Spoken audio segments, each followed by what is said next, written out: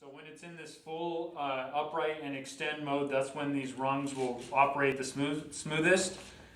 They will operate at any position. This is just the optimum smoothest position to run them. So you just crank this crank here. The way it operates is it has a cog that catches each rung and pushes them through.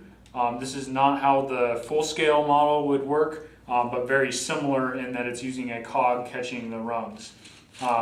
As we run it through, you can see down here in the take-up system, each rung running through each section of take-up, which the number of sections depends on how long the actual model is. So what we can do now in this orientation is we'll bring those extensions back in and show how these take-up systems will take up that extra rung slack.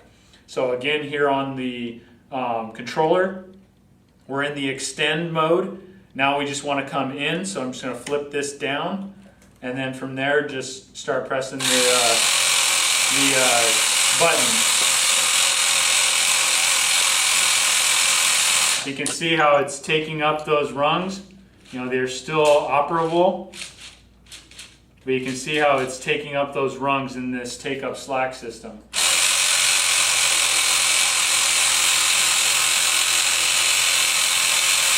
And this has a stop on it as well.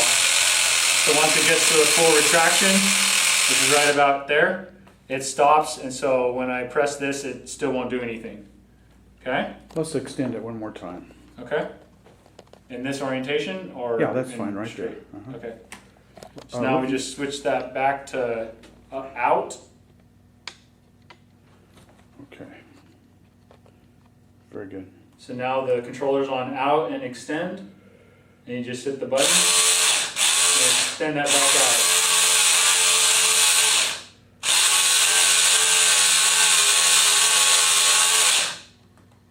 Okay?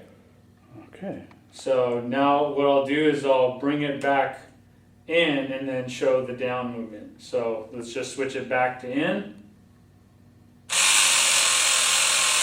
Bring that back down.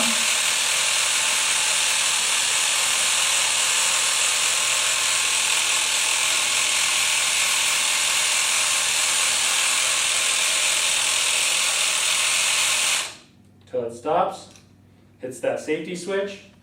Again, the rungs can still be run in this mode. It's just not the optimum, so you might get some catching there. But as you can see, they run pretty smoothly even in this retracted state.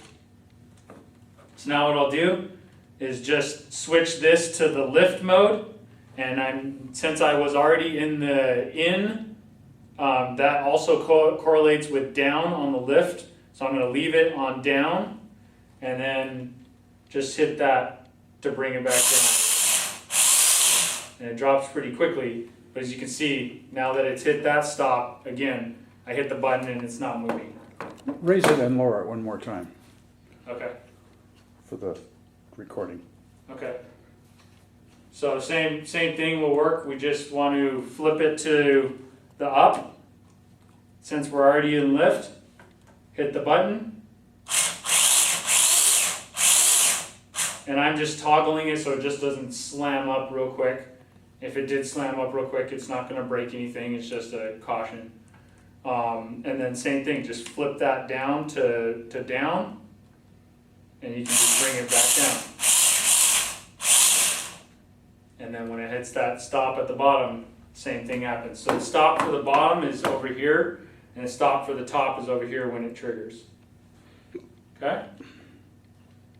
So now, I guess the final thing is just showing the different movement of this piece here, because like we were saying with the wiring internally, we limit it to basically this rotation and then back this way.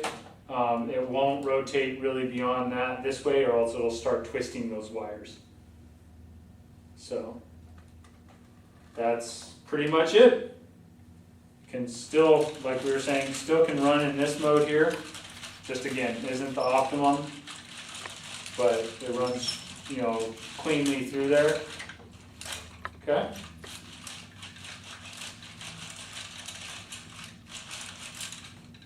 How's that? Go ahead and Anything crank else it you a wanna little. see? I'd just like to crank it a little more so I can get a close up of the, Crank it more here? Yeah. down Okay. below.